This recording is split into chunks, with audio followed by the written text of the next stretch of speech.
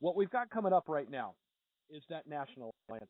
I want you to take a listen to this. I've had some very intriguing opinions from people that have been a part of the military or they're currently in the military as they reside overseas or in the United States that have very positive thoughts about this. This is Madison Rising.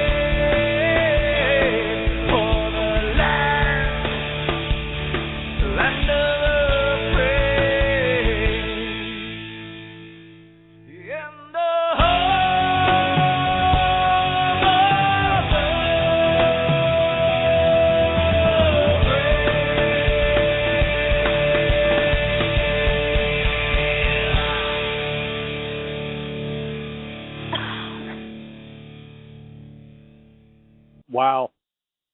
If that doesn't get you to stand up and want to put your hand over your heart and salute the flag, I don't know what will. That was Madison Rising, and that is our national anthem. And on the hotline right now, we have the lead singer of Madison Rising, Dave Bray. Dave, I'm just speechless. I just wanted to stand up and sing, man. How you doing? Good, man. I stand up every time I listen to it. I'm still standing. Man, that I heard that probably sometime last year for the first time, and when I first heard it, I was like, that's cool. And then when you guys were announced last week as going to come on and do the anthem at Daytona for the Drive4COPD 300, the NASCAR Nationwide race, I started thinking to myself, NASCAR fans are a very unique bunch. They don't like their. Have you been around many race fans? I know I've seen you a lot of baseball games and other sporting events. Have you interacted with that many NASCAR fans or heard from them since this anthem has kind of really taken off? Yeah, man. Well, let me give you my background. So I'm not just some crazy guy on the phone and nobody understands what's going on. I'm a Navy Marine Corps vet. I was a 2nd Battalion, 2nd Marines Naval Hospital Corpsman. My dad served in the Navy. He was an enlisted man in the Navy. My brother was an enlisted man in the Navy. I come from a long background of military family, and this is not just, this is not Mariah Carey up there butchering your national anthem. This is, coming from the heart of a vet. It's coming from somebody who's got 2 kids and a beautiful wife at home, and that's where the heart of this song lies. I'm not trying to do anything crazy to it. I'm not trying to make it my own. I'm just trying to make that song better, and that is it. It's not my own, kind of play on it. It's just a rock and roll play on that song. So that's it. And I wanted to make sure that it came through as something that was really, really patriotic and really, really cool. And that's all I was trying to do. And it just so happens that, people like it. And that's, I'll take that as a plus. Right. And with the fact that you've got the military background, and I talked to a Marine vet, actually a Marine vet and a member of the 101st Airborne. Both of them listened to this song for the first time last week. And when they heard it, both of them, their initial reactions were excitement, and both of them, their exact words were, "I would go re-enlist after listening to that song." Yeah, boy, that's what it's about, right? That's what it's about right there. I was going to say, it really has to kind of mean something to you to hear something like that from our veterans. That's a swing for the fences right there, man. That makes me feel like $1 million. Once again, I think we've had years and years and years of people trying to do something cool with a national anthem or do it their own way, and unfortunately, I always felt that they were botching it. I always felt that they were kind of missing the mark, and I always thought that this was a rock song. Deep down in my heart, I'm a rocker, and that's where I come from as a musician and as a guy, just as a dude. I'm come from the rock family, and I always thought that this song could really, really be special, and instead of just being our anthem, I wanted it to be more than that. And I always, like I said, I would watch the Super Bowl, or I would watch these events, and I would say, it'd be really cool if they were really just rocking this thing, because rock and roll music really it sends it home. You know what I mean? It brings it gives it life. And I found out the other day that they were doing an opera singer for the Super Bowl, and I was like, yeah, nothing goes better with football than opera. Yeah, that's a joke. You put on something that a lot, and I mean, we hear it on a regular basis from race fans that are just, I mean, before the anthem is even done, they're like, oh, please, they killed it, they've ruined the mood. And each time I hear this, I think, man, we're getting ready to do our Super Bowl in NASCAR in Daytona. Yep. And I can just imagine 100,000 fans standing up in the stands, just saluting, singing along. Oh, well, everybody's silent, and it's just kind of a dull atmosphere. But you hear this, and it's almost like you're ready to party. You get that hardcore American, just kick-ass feel. And I mean, I don't think there's many people that ask for more than that. When you've got something to this, when you got the call from Daytona to do this anthem down there, what was your initial reaction? My jaw hit the floor, and I was like, "Are you serious?" And they're like, "Yeah." And I was like, "All right." That's pretty much it. Didn't really think about it. I mean, blessed, I mean, when you get the call, or that kind of you get that kind of the opportunity, it's a blessing. You don't. I don't know, man. I'll find out when I get down there and get down screaming at those people, and they get to screaming back to me. Hopefully, that's what I hope. Now, you were you and the band were in Homestead, Miami for our season finale last year. Yep. Just doing a little concert and interacting. You also released a new album in November. Talk about that album a little bit and how it interacts with not only our military, but firefighters, police departments, anybody that's in emergency services. Well, yeah, man, we did release the album last year, and when we were at Homestead, we did a song called "God Bless America," and I'm pretty sure everybody's pretty much, if you're a race fan, you know what that is. You know, we are a pro-American patriotic rock band. That's what we do. We are a Second Amendment lover of country, lover of flag. You know, wear it high, wear it proud, wear it strong on your sleeve, kind of rock and roll band. Nobody else has really done that, and I think it's pretty cool that, you know, it's led by a vet.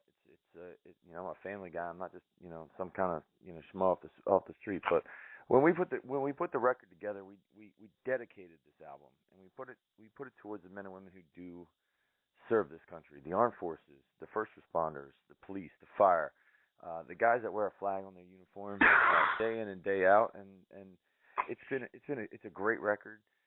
It's called American Hero, and it's by the band Madison Rising, and that's who I'm singing for. And you know, for those who don't know, anyway, but it's got some great songs. There's songs about Navy SEAL on there called Lock and Load.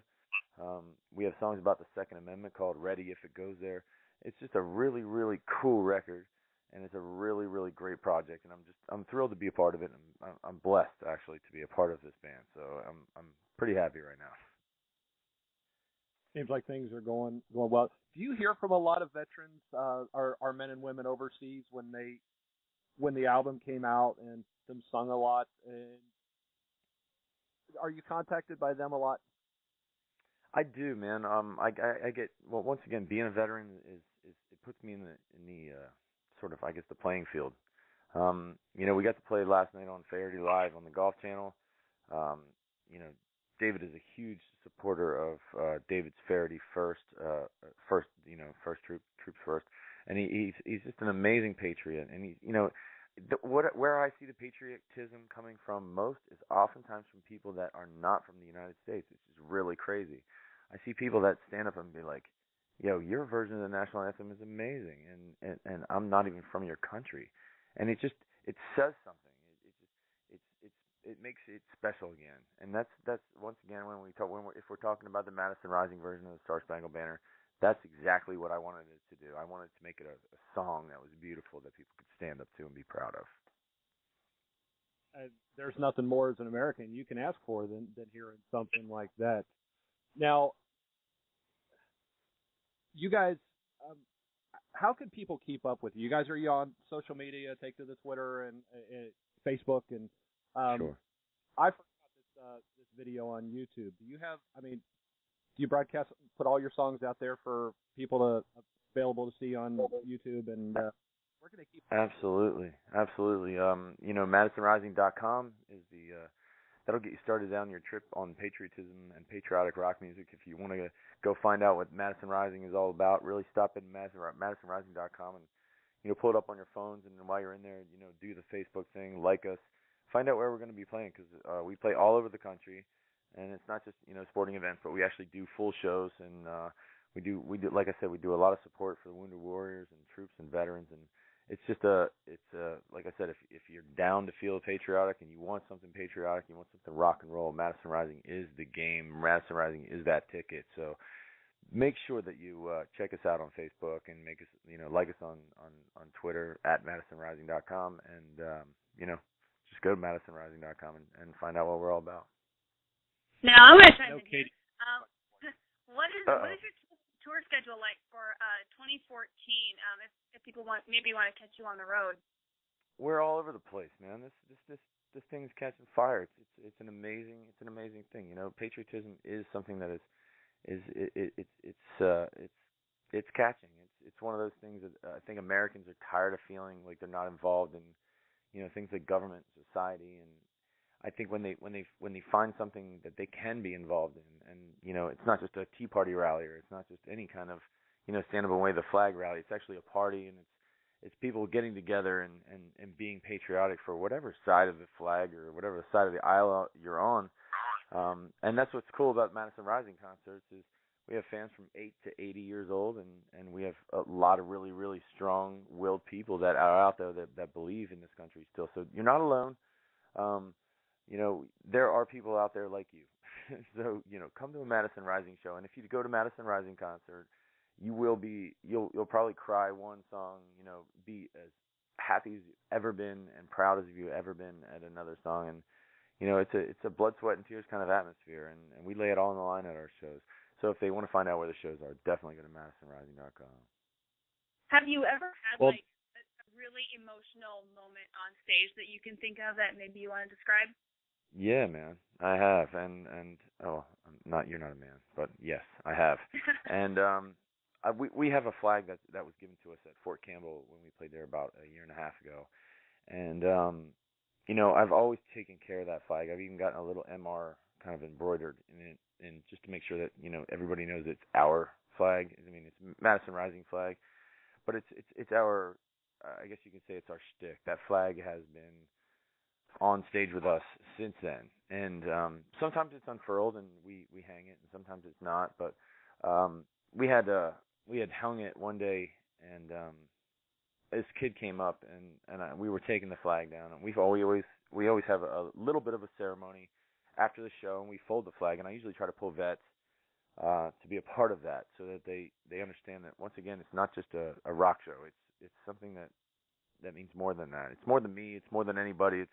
It's more of an about America thing. So we take a moment to really truly fold that flag, and it's kind of tough to even talk about. But this kid, he lost his brother, and he lost, I believe, his father overseas, and he's 16 maybe years old, and it's just tough.